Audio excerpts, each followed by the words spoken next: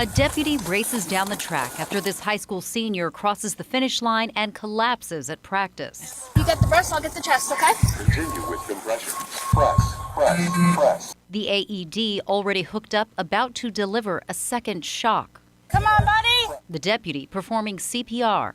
Yes, come on. Come on. Continue compression, please. Actions that saved this teen and countless others nationwide. I could not be here right now, Nathan Higuera collapsed during football practice at Coronado High School in Scottsdale last summer. I just couldn't believe it. Nathan has always been healthy. While these emergencies are rare, sudden cardiac arrest is the leading cause of death for student athletes. The National Institutes of Health says the survival rate for high school athletes is 68%. If an automated external defibrillator is used, that jumps to 80%. But not every school in the country has one of these, an AED. This quickly shocks your heart back into rhythm. Here in Arizona, they're required in every dentist office and state building like the Capitol and all our prisons, but not in our schools. Begin CPR. Piper was in a drug-induced coma for 4 days. Piper Midkiff collapsed playing club soccer in Mesa. Her dad, Matt, says she had no pulse and started turning blue, waiting on paramedics. 10 plus minutes of CPR before she got an AED on her. The American Heart Association says when it comes to cardiac arrest, time is brain function. Time means survival.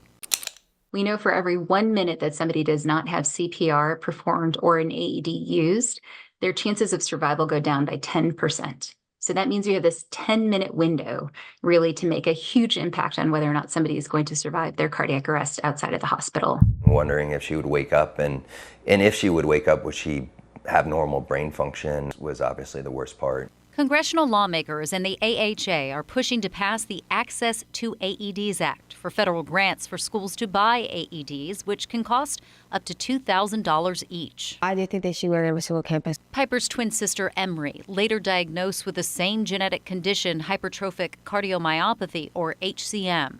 Both now have internal pacemakers and defibrillators.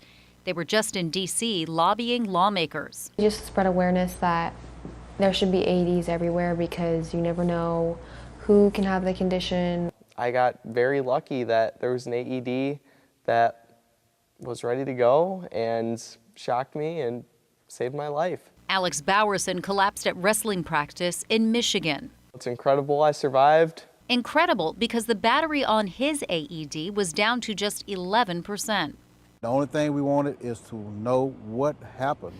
A middle schooler in Houston died 2 months ago when his campus AED didn't work. How much of a liability is that? $2.5 million minimum. Just like your fire extinguishers, there's maintenance involved. You can't just hang it on the wall. Sharon Bates started a nonprofit after losing her son, hosting low and no-cost preventive heart screenings for student athletes.